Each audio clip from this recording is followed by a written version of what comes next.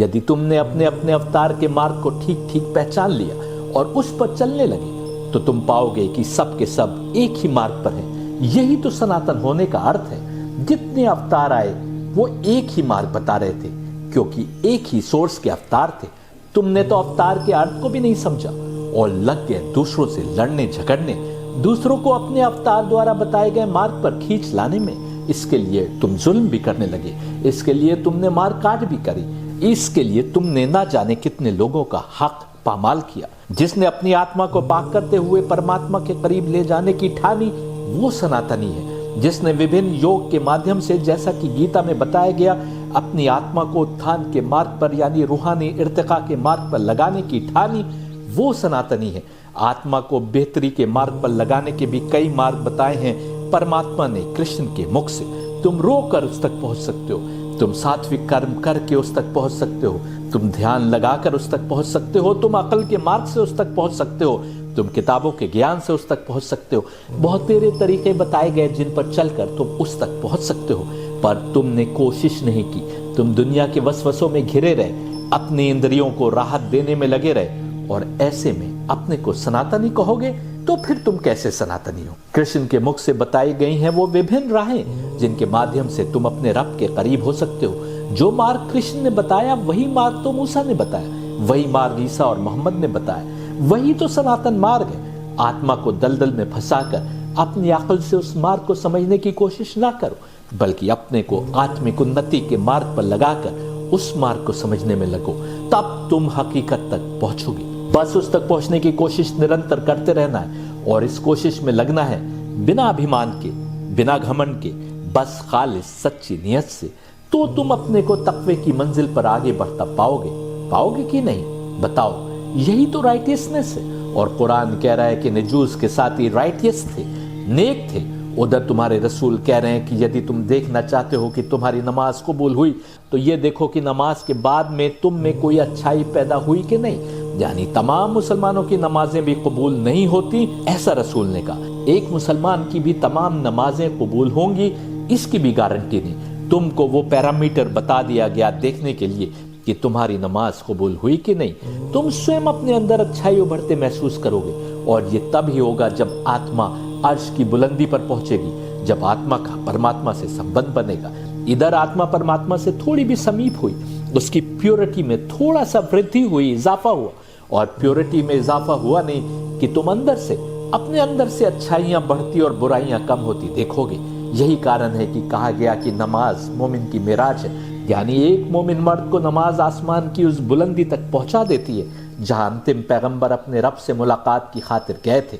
नमाज ईमान वाले मर्द की आत्मा को परमात्मा तक पहुंचा देती है। यह भी कहा गया कि नमाज बेहयाई से बचाती है, गुनाह से बचाती, क्योंकि तुम्हारी आत्मा का संबंध परमात्मा से बनेगा तो आत्मा यदि कुछ भी बेहतरी की मंजिलों की ओर बढ़ेगी तो तुम देखोगे कि तुम्हारी बुराइयां झड़ती जा रही हैं और फिर तुम पाओगे कि तुम में अच्छाइयां बढ़ती जा रही हैं। बेहयाई तो बड़ी बुराई है। पाकीज़गी की राह पर आगे पहुंच गई आत्मा ऐसा करेगी ये मुमकिन नहीं। सारी जिंदगी नमाज पढ़कर भी आवश्यक नहीं कि मोक्ष की प्राप्ति हो।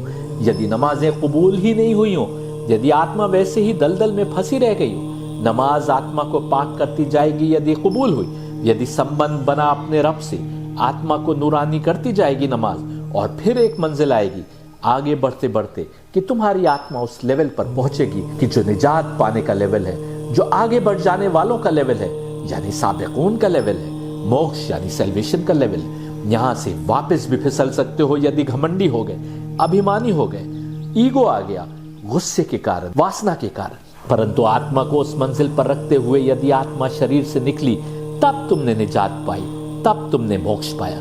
यही मार्ग हर अवतार ने बताया, हर धर्म ने बताया। इस पर चलने के स्थान पर कलयुग में हर धर्म के मानने वाले एक दूसरे को नीचा दिखाने में लग गए, बड़े आलीशान मंदिरें और मस्जिदें बनाने में लग गए। भूल गए कि उनको इनाम इस सब से नहीं मिलना।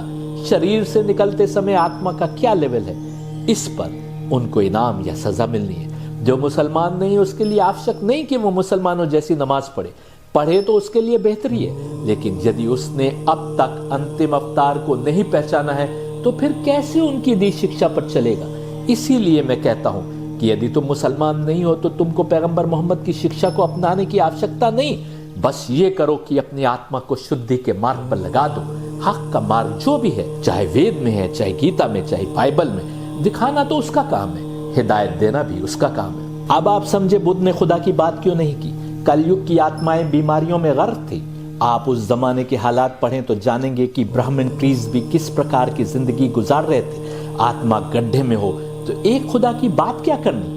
रूहानी मार्ग उसी की तो समझ में आएगा जिसने अपनी आत्मा को पाकीज़गी के मार्ग पर लगा रखा है। बुद्ध ने आत्मिक शुद्धि पर बल दिया, बेहतर इंसान बनने पर बल दिया, राइटियसनेस अपनाने पर बल दिया, क्योंकि राइटियसनेस ही थी, जैसा कुरान कह रहा है कि जब ईसाई मॉन्क्स और प्रीस्ट को कुरान की आयतें सुनाई गई तो उनकी आंखें आंसुओं से झलकने लगी, क्योंकि रूहानी तौर पर पाकीज़गी अपनाए थे। इसलिए रूहानी कलमात दिल से लग गए और आंखों से आंसू बह निकले। यदि तुम हिंदू घर में पैदा हुए हो तो गीता ने जितने मार्ग बताए हैं रूहानी तरक्की के, उनकी सही समझ बनाते हुए अपने को झोंक दो सत्य मार्ग को समझने में। अपनी नियत को साफ रखो और आत्मा को उत्थान के मार्ग पर बढ़ाते चले जाओ। फिर तुमको सत्य मार्ग दिखाना परमात्मा की जिम्मेदारी है। तुम वेद को समझने में अपने को लगा दो। मोहम्मद को समझो या ना समझो, कोई फर्क नहीं पड़ता। आत्मा यदि पाकीज़गी की किसी मंजिल पर है और मोहम्मद परमात्मा की ओर के सच्चे अवतार हैं, तब तुमको समझ में आ जाएगा। यदि उसकी तरफ से, तुम्हारे रब की तरफ से तुमको हिदायत देना मकसद हो। तुम मुसलमान हो तो ये तो जानते ही हो कि मोहम्मद के मुख से परमात्मा ने क्या कहा, जिस कथन को तुम कुरान कहते हो। आओ तुमको बताते हैं कि कृष्ण के मुख से परमात्मा ने क्या कहा, कि जिस कथन को तुम गीता कहते हो। तुम पाओगे कि एक ही मार्ग बताया गया है, इधर भी और उधर भी, बस तुम नहीं समझ पाए। आओ गीता से अंत में देखते हैं कुछ श्लोक। 10वें चैप्टर के 8वें मंत्र से शुरू करते हैं। I am the source of all, from me everything moves outward, understanding this the wise adore me, endowed with the intuition of pure becoming. मकसद है प्योरिटी हासिल करना, जैसा मैंने कहा कुरान से भी कि 2 राहें बताई गई तो तुम क्यों नहीं चले उस मार्ग पर जिसके आगे तुम्हारी बेहतरी थी। परमात्मा कृष्ण के मुख से कह रहा है कि मैं हूं सोर्स हर चीज का, मुझसे हर चीज बाहर की तरफ निकलती है। सारी कायनात, सारी सृष्टि मुझसे निकली है, मुझसे बनी है। ये समझते हुए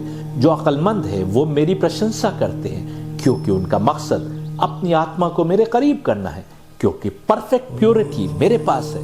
मेरी तरफ अपनी आत्मा को आगे बढ़ाओगे तो पाकीज़गी के लेवल पर बढ़ती चली जाएगी। 9वां मंत्र सुनिए। With their relational minds affiliated to me, their life tendencies penetrating in me, enlightening each other and ever conversing about me, they are content and rejoice. उनके दिमाग मेरी तरफ जुड़े हुए हैं, उनकी जिंदगी के तमाम कर्म मेरी तरफ आ रहे हैं। उन्होंने अपनी वासनाओं को, अपनी इंद्रियों को अंदर की ओर कर रखा है और अंदर से उनकी आत्मा बस परमात्मा से करीब होने की कोशिश में लगी है। वो एक दूसरे को नसीहत करते हैं, वो मेरे बारे में बात करते हैं और वो कंटेंट है, यानी जो उनके पास है उसके ऊपर सब्र करते हैं और खुश रहते हैं, प्रसन्न रहते हैं। इसी में प्रसन्न रहते हैं कि उनके परमात्मा की ओर से उनको वो मार्ग दिखाया गया है। उनके परमात्मा की ओर से उनको जो नेमतें दी गई हैं उसमें ही वो बसे रहते हैं। 10वां मंत्र देखिए। To such establish in unbroken union with affectionate adoration, I grant that kind of unitive understanding by which they attain to me। यहां भी कह रहा है कि यूनिटिव अंडरस्टैंडिंग मेरी तरफ से दी जाती है, परमात्मा कह रहा है। और कुरान में भी कहा जा रहा है कि हिदायत मेरी तरफ से, यानी दोनों जगह एक ही बात हो रही है। तुमको खींच लेना उसका काम है, कोशिश करना तुम्हारा काम है। और पर्पस क्या है आत्मा का?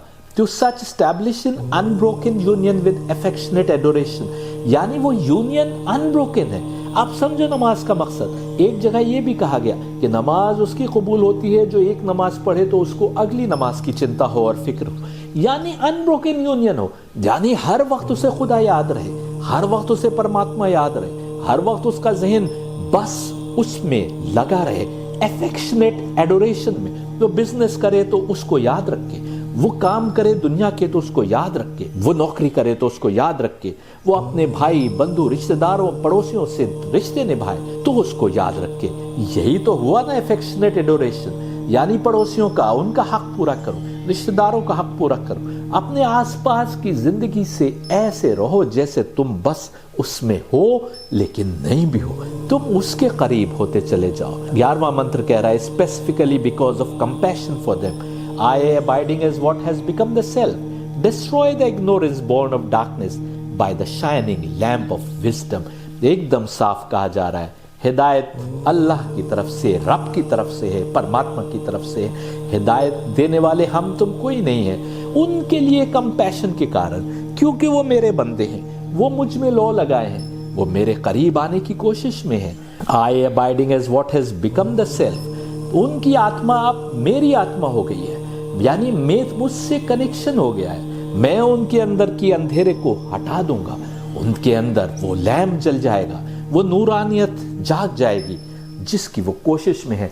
और यही मकसद है, इसी नूरानियत को एक लेवल पर जगाते हुए और जलाते हुए जब तुम्हारे शरीर से तुम्हारी आत्मा निकलेगी तब तुम मोक्ष पाओगे, नहीं तो इसी दुनिया में कयामत तक के लिए विचरते रहोगे। अब आइए 11वें चैप्टर के 54वें यानी 54 और 55वें यानी 55th वर्स को देखते हैं। But by devotion that excludes all else, O Arjun, I can be known, seen and in principle entered into परमताप। अर्जुन के लिए परमताप का शब्द यूज हुआ है। But by devotion that excludes all else, सिर्फ और सिर्फ भक्ति उसके लिए हो, सिर्फ और सिर्फ वंदना उसके लिए हो, डिवोशन उसके लिए हो, उसमें कोई और पर्पस ना हो, उसमें दुनिया का नाम नमूद ना हो, उसमें कोई कुर्सी की चाह ना हो, उसमें वोट ना हो, उसमें दौलत की चाह न हो, उसमें कोई और ख्वाहिश ना हो, उसमें सिर्फ और सिर्फ डिवोशन हो जिसमें बस आत्मा को परमात्मा से करीब करने की कोशिश हो, तब मैं जाना जा सकता हूं, तब मैं देखा जा सकता हूं, और तब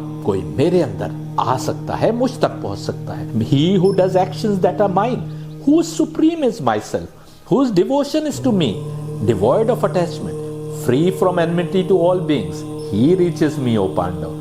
Free from enmity to all beings.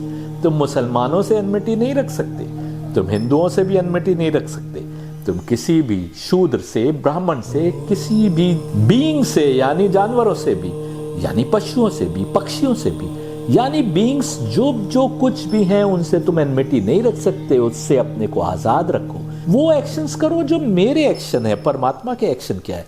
परमात्मा सस्टेन करता है सारी जिंदगी को, तुम सस्टेन करो, तुम नरिश करो, तुम किसी गरीब को चुन लो, तुम किसी दरख्त को, पेड़ को चुन लो, उसको सस्टेन करो, किसी जानवर को, भूखे कुत्ते को पानी पिला दो।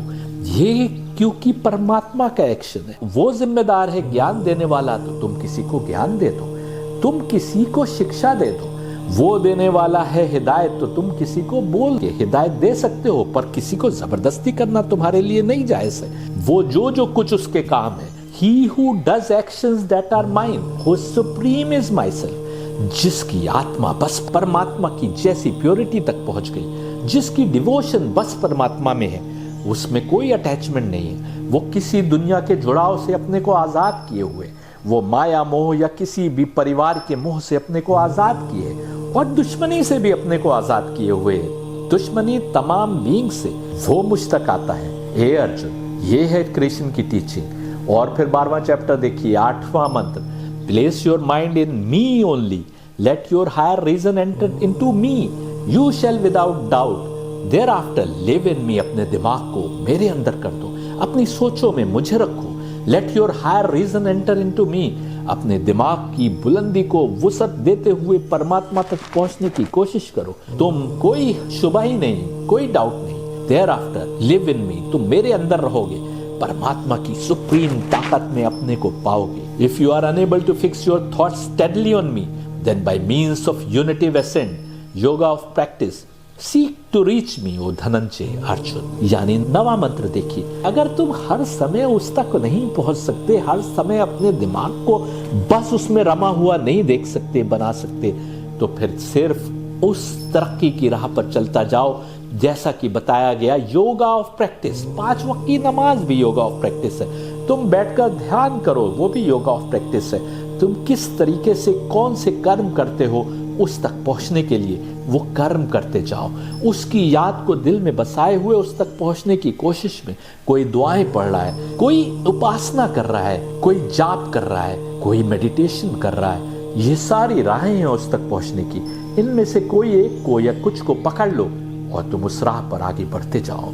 If you happen to be incapable even for practice, then become one whose every action belongs to me, the supreme, even doing work for my sake, you shall attain to perfection. ये भी नहीं कर सकते तो फिर हर अपने action को मेरे लिए करो। अगर तुम मेरे लिए भी कर्म करते चले जाओगे तो तुम परफेक्शन की जानिब बढ़ते चले जाओगे। मेरे लिए यानी परमात्मा के लिए कर्म करने का क्या मकसद है? तुम किसी झुग्गी में जाकर राशन बांट रहे हो, अब वहां के ऊपर तुम अगर परमात्मा के लिए बांट रहे हो तो वहां पर तुम किसी रिवर्स एक्शन की उम्मीद नहीं करोगे।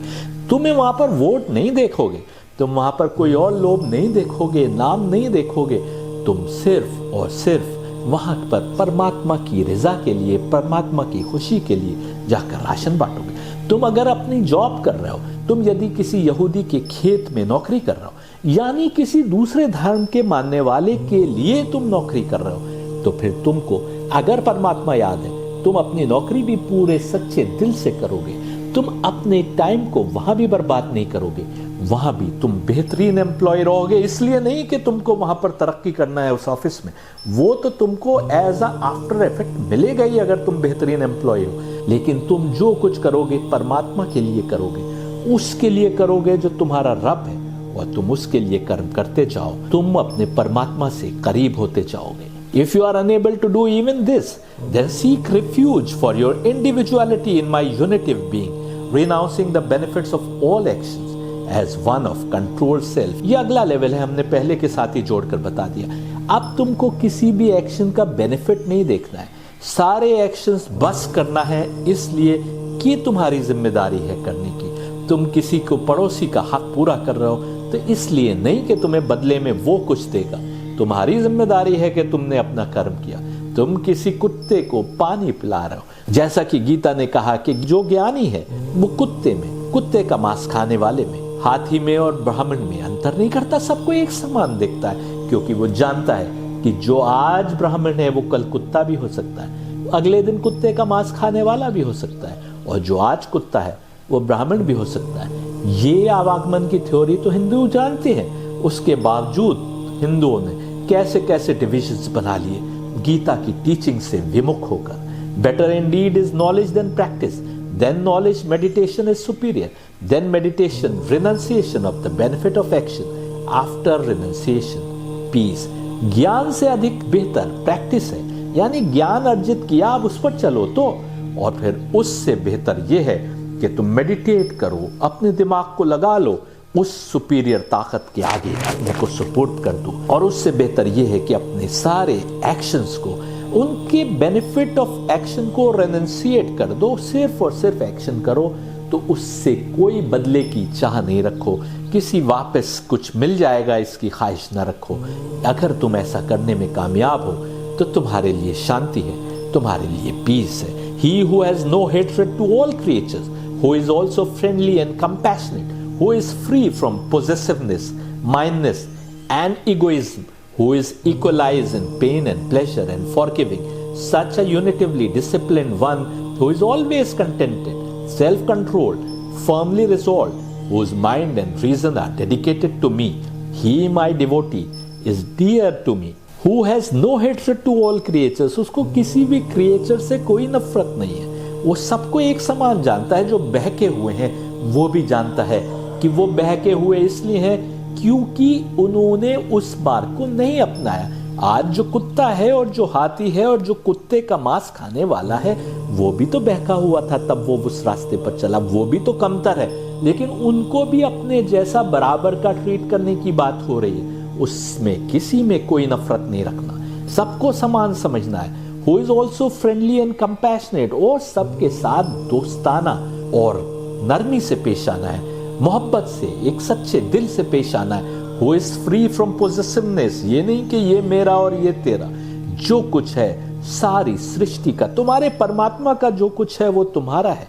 कोई चींटी मर रही है तो उसको उधर से पैर ना रखो कि वो भी तुम्हारे परमात्मा की क्रिएचर है। और ईगो से अपने को दूर रखो, पेन और प्लेजर में, अच्छे और बुरे हालात में अपने को एक जैसा बर्ताव करता हुआ पाओ। ये नहीं कि जिस समय तुम प्लेजर में हो तो फिर अपने को ठट्टे लगाते फिरो, अपने को ऐशो आराम में डाल दो। जिस वक्त तुम पर तकलीफ आए तो ऐसे जैसे तुमने दुनिया खो दी और माफ करने वाले बनो। ऐसा यूनिटिवली डिसिप्लिन वन, ऐसे को योगी कहा गया है जो हर वक्त कंटेंटेड है, जो हर वक्त अपनी आत्मा को कंट्रोल में किए है। Who is firmly resolved, whose mind and reason are dedicated to me, अक्ल से और दिमाग से वो अपने को सुपुर्द किए हुए है अपने परमात्मा की तरफ। He my devotee is dear to me, उससे परमात्मा भी हमेशा खुश रहता है, हमेशा राजी रहता है। He who does not disturb the peace of the world and whose peace is not disturbed by the world and who is free from exaggerations of joy, haste and fear, he too is dear to me। अब समझो आज के जमाने में अपने इर्द गिर्द देखो धर्म के नाम पर लोग क्या कुछ कर रहे हैं, और फिर देखो कृष्ण क्या कह रहे हैं, और फिर देखो तुम्हारे रब की ओर से तुमको क्या मैसेज दिया जा रहा है। He who does not disturb the peace of the world, दुनिया में या अपने इर्द गिर्द अमन को, शांति को बर्बाद नहीं करो। And whose peace is not disturbed by the world, और सारी दुनिया शांत हो जाए तो तुम में ऐसी शांति हो कि तुम बस अपने को रमे रखो, अपने को उसी में रमाए रखो, उसी में अपने को गर्क रखो जो तुम्हारा परमात्मा है। And who is free from exaggerations of joy, haste and fear, he too is dear to me। फिर वही बात, ना तो खुशी में, ना जल्दी में, या ना डर में, तुमको हर समय एक समान रहना है, क्योंकि तुम्हारा रब तो हर समय तुम्हारा है। तुम डर में हो कि खुशी में, जब तुम अपने को उससे करीब किए हो तो फिर तुम हर समय खुश रहोगे, हर समय बस अपने को उसके अंदर पाओगे। He who expects no favors, who is clean, expert, who sits unconcerned, carefree, who has relinquished all undertakings, he my devotee is dear to me। वो किसी से कोई फेवर नहीं एक्सपेक्ट करता, वो पाक है, साफ है, वो अपनी फील्ड का एक्सपर्ट है, वो बैठा रहता है आसपास समाज में कुछ भी हो हल्ला हो रहा हो, केयर फ्री है, क्योंकि उसको कोई उसने अटैचमेंट्स नहीं पाल रखे, उसको कुछ जाने का डर नहीं है, कुछ मिल जाने की ख्वाहिश नहीं है। Who is relinquish all undertaking, जो कुछ अंडरटेकिंग्स है, जिसका ये मतलब नहीं है यहाँ पर फिर किसी और समय बात होगी कि सबको छोड़कर जंगल में चले जाओ, सबको छोड़कर गुफा में चले जाओ। गुफा में नहीं, बल्कि जिंदगी में जीते हुए, जिंदगी में अपनी जिम्मेदारियां निभाते हुए अपने अंदर से एक ऐसा माहौल क्रिएट करो कि तुम और परमात्मा बस अपने को उसके साथ पाओ।